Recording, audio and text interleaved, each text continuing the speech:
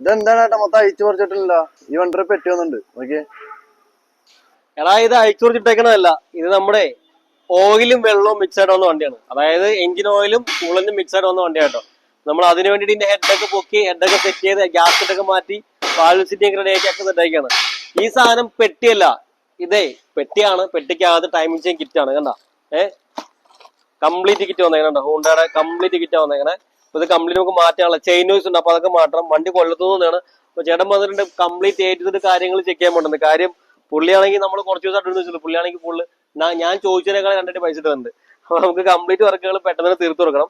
അപ്പൊ ആൾക്ക് തിരക്കൊന്നുമില്ല, പക്ഷെ നമുക്ക് വണ്ടി പെട്ടെന്ന് തീർത്ത് വൃത്തിയാക്കിയിട്ട് പെയിന്റിങ്ങുകളൊക്കെ ഉണ്ട്. അപ്പോൾ ഹെഡൊക്കെ പൊക്കി ഓൾറെഡി എല്ലാ സാധനങ്ങളും മേജർ സർവീസ് ചെയ്ത വണ്ടി കേട്ടോ.